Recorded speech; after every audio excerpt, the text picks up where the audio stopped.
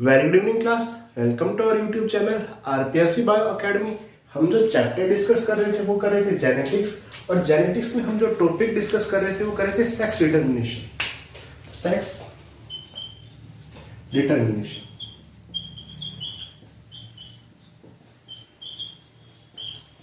Sex determination sex determination में हमने तीन थ्योरीज बेसिकली पढ़ ली थी। अब हम बात करते हैं चौथी थ्योरी की, ड्रमस्टिक मेथड की। चौथी थ्योरी है ड्रमस्टिक मेथड।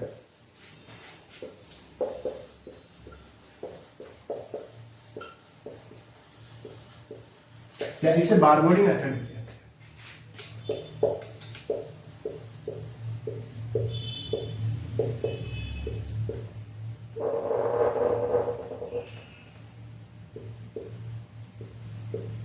इसे बारबोडी मेथड भी कहते हैं। ड्रमस्टिक मेथड या बारबोडी मेथड होता क्या, देखिए। मान लीजिए कोई कोशिका, और ये सेल किसकी है? फीमेल की सेल है। किसकी सेल है? किसी फीमेल की सेल है। किसी फीमेल की सेल है। इस फीमेल की सेल के बिल्कुल बीचों बीच क्या होगा? न्यूक्लियस होगा। ये हो गया न्यूक्लियस, ये होगी न्यूक्लियर मेम्ब्रेन।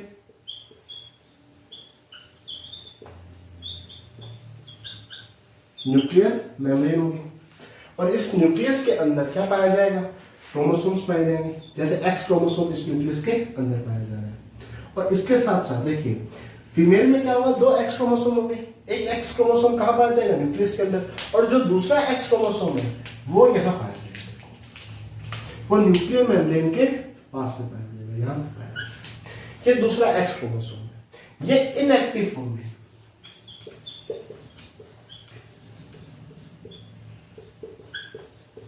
किस फॉर्म में? इनएक्टिव फॉर्म में। दो एक्स क्रोमोसोम में से एक एक्स क्रोमोसोम तो न्यूक्लियस के अंदर, और दूसरा एक्स क्रोमोसोम न्यूक्लियर मेम्ब्रेन के पास आ जाएगा, जो कि इनएक्टिव फॉर्म में होगा, जो कि अक्रिय रूप में होगा। और किसी एक्स क्रोमोसोम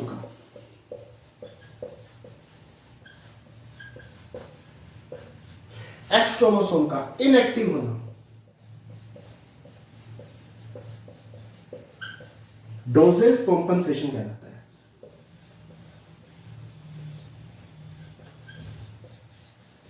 कॉम्पनसेशन कहलाता है। डोसेज कॉम्पनसेशन है क्या? किसी एक्स क्रोमोसोम का इनएक्टिव होना, और ये कहां चला जाएगा? न्यूक्लियर मेम्ब्रेन के पास चला जाएगा। जैसे ही कोई इस सेल को देखेगा, वो देखेगा कि यहाँ पे एक इनएक्टिव फॉर्म में एक्स क्रोमोसोम है, और वो फौरन पहचान लेगा किसकी सेल है? फीमेल की सेल है। लेकिन मेल की सेल में एक ही एक्स क्रोमोसोम होगा, तो वो कहां मिलेगा? न्यूक्लियस में मिलेगा। और ये जो है इनएक्टिव फॉर्म में, ये नहीं मिलेगा। बेसिकली बाद में इसे ड्रमस्टिक या बारबोडी कहा गया। बाद में क्या कहा गया? बारबोडी। अगर बारबोडी प्रेजेंट है, तो किसकी सेल है? फीमेल की सेल है। और अगर बारबोडी एब्सेंट है तो किसकी सेल है? मेल की सेल है। तो बेसिकली हम सेल में एक्स क्रोमोसोम को देखकर या बारबोडी को देखकर ये पहचान सकते हैं कि वो सेल मेल की है या फीमेल की है। तो हम सेक्स डिटर्मिनेशन कर सकते हैं। मान लीजिए तो प्रेग्नेंट फीमेल है। कैसी फीमेल है? प्रेग्नेंट फीमेल है। उसमें जो प्रेग्नेंट फीमेल होती है, उसके बाहर चारों तरफ बहुत सी मेम्ब्रेन होती है, कोरियोन होती है, एमनियोन होती है, यॉर्क सैक होता है। इस तरह से बहुत सी सेल्स इसके पास में होती है। और वहां पे क्या होता है? एमनियोन भी होता है, हमने भी बात की। एमनियोन होता है। एमनियोन में एमनियोटिक फ्लूइड पाया जाता है। एमनियोटिक फ्लूइड पाया जाता है। पहले क्या होता था? डॉक्टर एमनियोटिक फ्लूइड को लेते थे और उसे माइक्रोस्कोप में स्टडी करते थे। अगर उन्हें बारबोडी मिल जाती थी तो वो बोल देते थे कि ये फीमेल है, और इसका मिसकैरेज कर दिया जाता था। इस बच्चे को गिरा दिया जाता था। पहले सेक्स डिटर्मिनेशन करने जब किया जाता था तो एमनियोटिक फ्लूइड के द्वारा बारबोडी को देखा जाता था, और बारबोडी को देखकर सेक्स को डिटरमाइन किया जाता था। और बाद में अगर फीमेल होती थी तो उसका मिसकैरेज कर दिया जाता था। फिलहाल इस पर भी प्रतिबंध या रोक लगा दी गई है। ठीक है, तो पहले ड्रमस्टिक मेथड के द्वारा या बारबोडी मेथड के द्वारा हम मेल और फीमेल को पहचान सकते हैं। ड्रमस्टिक मेथड में एक लियोन्स मेथड आता है, उसकी बात करते हैं।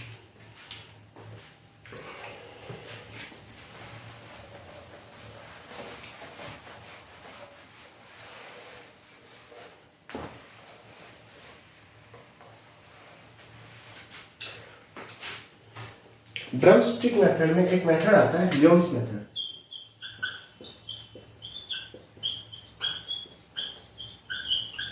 लियोन्स मेथड क्या कहता है?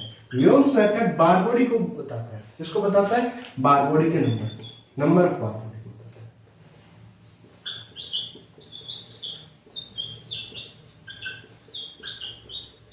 वो बताता है कि बार बॉडी की कितनी संख्या होगी, और बार बॉडी की संख्या होगी n-1। कितनी संख्या होगी? n-1। n यहां पे क्या है? n यहां पे है number of x chromosome.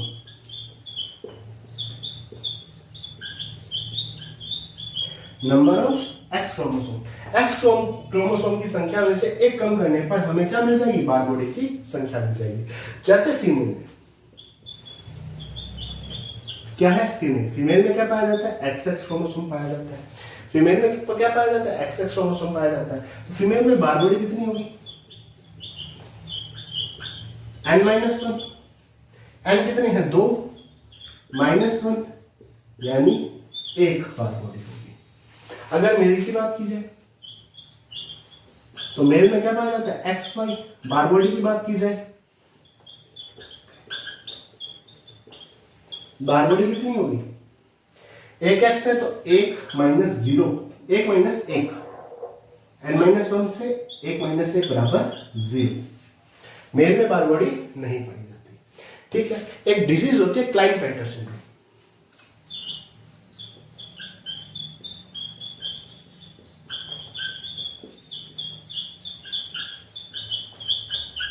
Klinefelter syndrome में क्या होता है कि एक एक्स क्रोमोसोम बढ़ जाता है, तो इसका जो होता है वो ये होता है XXY होता है।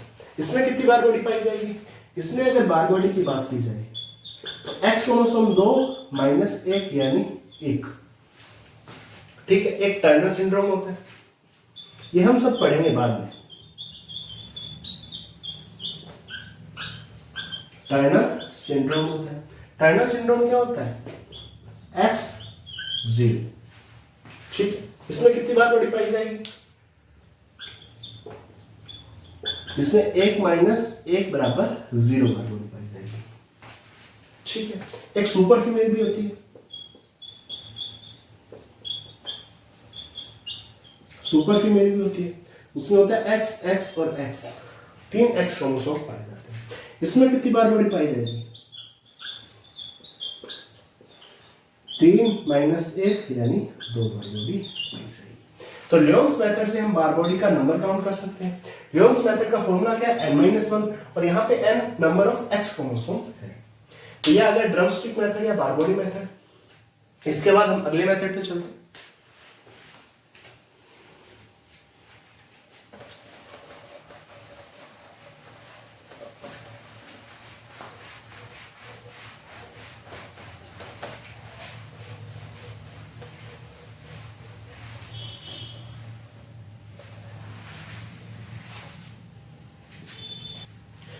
अब अगला मेथड है कौन सा?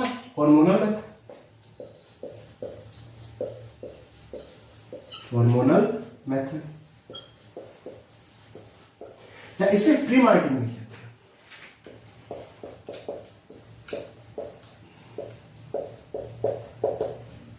फ्री मार्टिन भी कहते हैं। इससे भी सेक्स का डिटरमिनेशन किया जाता है। हार्मोनल मेथड या फ्री मार्टिन की बात की जाए तो ये बेसिकली कैटल्स में पाई जाती है। कैटल्स में पाई जाती है। होता क्या है? जब कोई फीमेल उस फीमेल के गर्भ में, उस फीमेल के यूट्रस में मेल एम्ब्रियो भी हो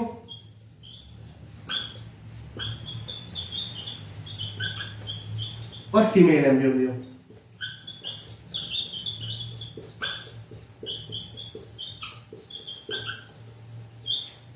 मेल एम्ब्रियो भी हो और क्या हो? फीमेल एम्ब्रियो भी हो, और दोनों एम्ब्रियो एक ही फीमेल के यूट्रस में हो, तो क्या होगा कि मेल एम्ब्रियो पहले डिवेलप हो जाएगा। क्या हो जाएगा? डिवेलप हो जाएगा, और वो फीमेल एम्ब्रियो के डेवलपमेंट को रोक देगा।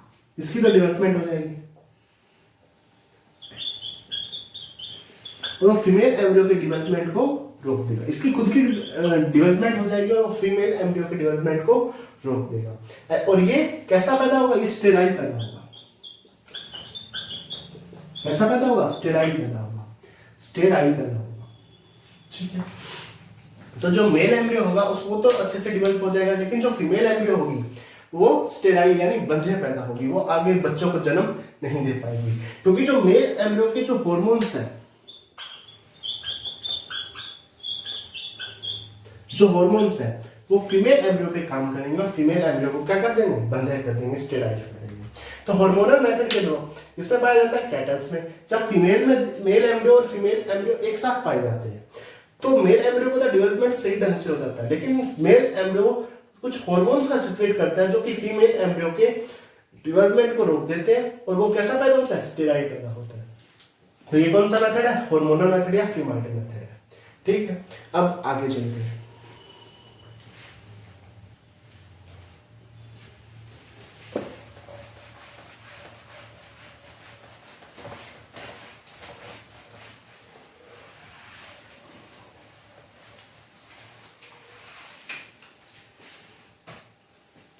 अब हम देखते हैं अगला मेथड, एनवायरमेंटल मेथड।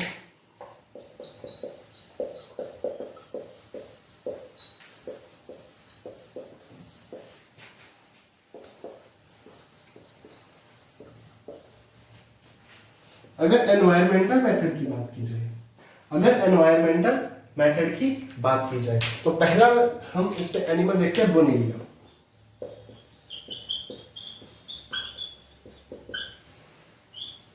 पहला क्या देखते हैं, बोनेलिया।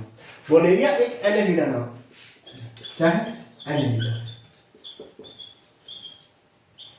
कैसा है, एनेलिडा है।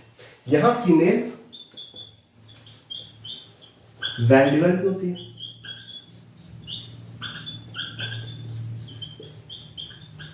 जबकि मेल पुअरली डेवलप्ड होता है।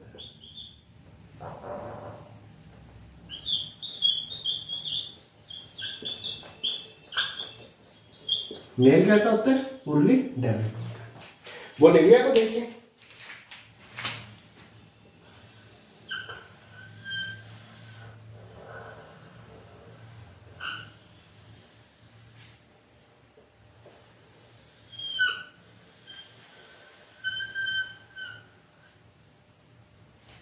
कुछ इस तरह से फीमेल पाई जाती है।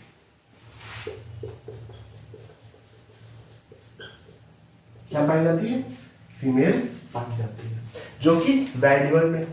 ठीक है, और ये होती है प्रोबोसिस।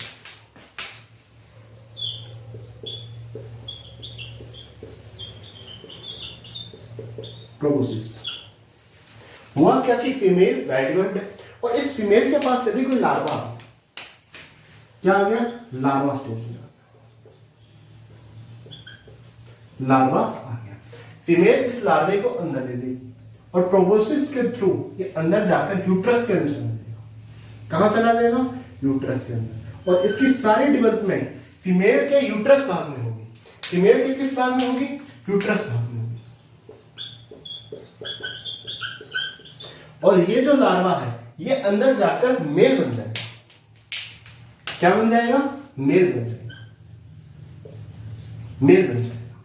और ये इस तरह से मेल के रूप में इस फीमेल के अंदर है।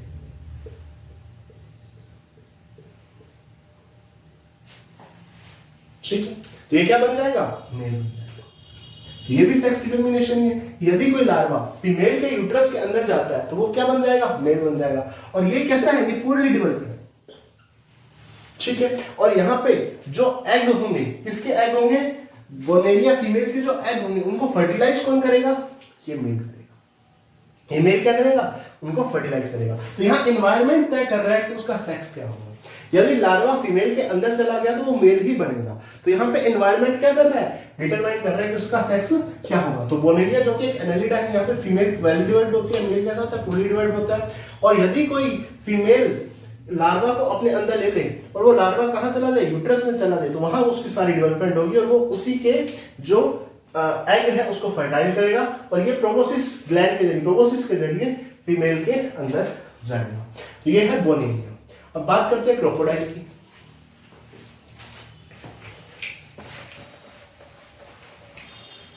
बात किसकी करते हैं? क्रोकोडाइल की बात।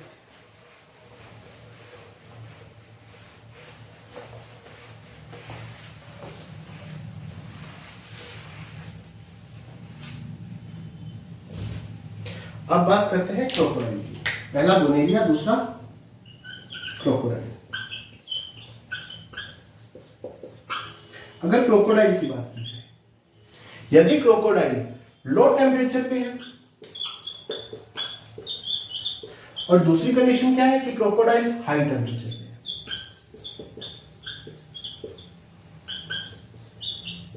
जब क्रोकोडाइल लो टेम्परेचर पे होता है तो वहां फीमेल्स बनती है। क्या बनती है? फीमेल्स बनती है। और जब हाई टेम्परेचर होता है तो क्या बनता है? मेल बनता है। क्या बनता है? मेल बनता है। ठीक। तो क्रोकोडाइल्स में भी इन्वायरमेंट तय करता है कि उसका सेक्स क्या होगा। अगर लो टेम्परेचर है तो फीमेल्स, और अगर हाई टेम्परेचर है तो मेल्स बनेंगे। ठीक है। और अगर टेम्परेचर ऊपर नीचे हो जाए तो ये सेक्स के रेशियो को बहुत ज्यादा चेंज कर देता है। ठीक है। जैसे फीमेल और मेल बनेंगे, जहां ज्यादा फीमेल बनेंगे, ऐसा नहीं कि मेल बनेंगे नहीं, ज्यादा फीमेल बनेंगे। और यहाँ पे जब हाई टेम्परेचर होगा तो ज्यादा मेल बनेंगे।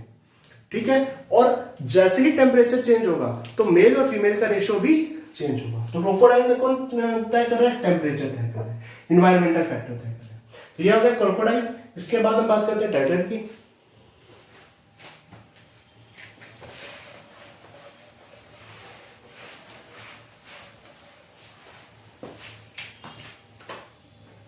अब बात करते हैं टर्टल की।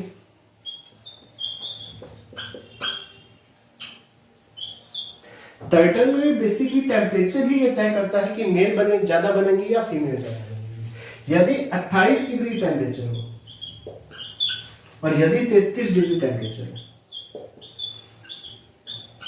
ठीक है, यदि 28 डिग्री टेम्परेचर हो, यदि 33 डिग्री टेम्परेचर हो, यदि 28 डिग्री टेम्परेचर हो तो मेल बनेगा, और यदि 33 डिग्री के आसपास टेम्परेचर हो तो क्या बनेगी? फीमेल बनेगी। तो यहां पे भी क्या चीज डिसाइड कर रही है? यहां पे भी टेम्परेचर ही डिसाइड कर रहा है कि क्या चीज आगे बनेगी। तो टर्टल में भी अगर 28 डिग्री टेम्परेचर है तो मेल बनेगा, और यदि ये टेम्परेचर 33 डिग्री के आसपास चला जाता है तो फीमेल का प्रोडक्शन ज्यादा होता है। ठीक है। तो टर्टल के बाद अब बात करते हैं मेडुसा की, मेडुसा फिश। इसके बाद करते हैं मेडुसा फिश की।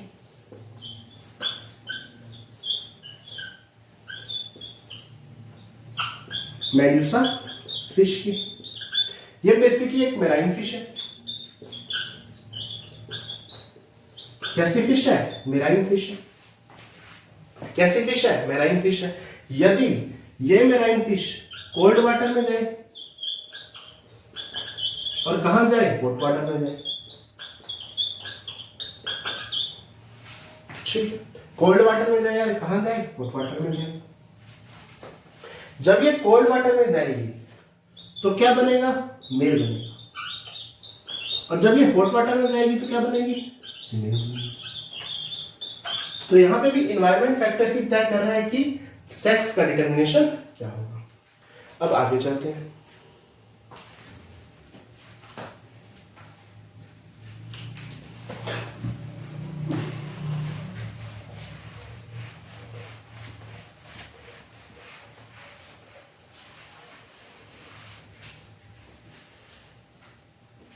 अब हम बात करते हैं आगे क्रैपिडोला की। क्रैपिडोला की, क्रैपिडोला एक मोलस्कन है। मोलस्का फाइलम से संबंध रखता है। इस फाइलम से मोलस्का फाइलम से संबंध रखते हैं। मोलस्का फाइलम से संबंध रखता है। क्रैपिडोला की बात की जाए तो ये सेक्स को चेंज करता रहता है, मेल और फीमेल को, यानी सेक्स को क्या करता रहता है? चेंज करता रहता है। सेक्स चेंज करता रहता है। कैसे? क्रैपिडोला की बात की जाए, यंग अवस्था में ये हमेशा मेल ही रहेगा।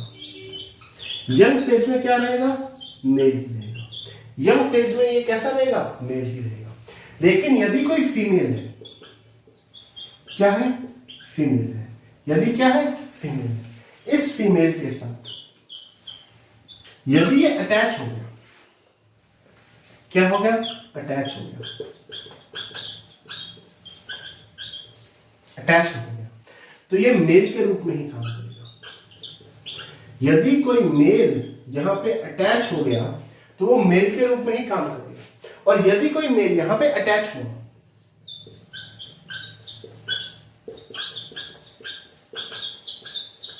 क्या हुआ, अटैच्ड हुआ, ठीक है, और वो बाद में फ्री हो गया, क्या हो गया, फ्री हो गया, तो वो फीमेल बन जाएगा। क्या बन जाएगा, फीमेल बन जाएगा। और यदि कोई एक बार फीमेल बन गया तो वापस मेल नहीं बन सकता, वापस मेल नहीं बन सकता। तो ये थी सेक्स डिटर्मिनेशन। सेक्स डिटर्मिनेशन में जितना भी था मैंने सारा करवाया है, कंप्लीट करवाया हुआ है, और प्रीवियस ईयर क्वेश्चंस में इतना डिटेल में आया भी नहीं है, ठीक है। फिर भी मैंने अपनी तरफ से पूरी कोशिश की, इसीलिए आप प्लीज चैनल को सब्सक्राइब कीजिए, वीडियो को लाइक कीजिए, शेयर कीजिए। Thank you.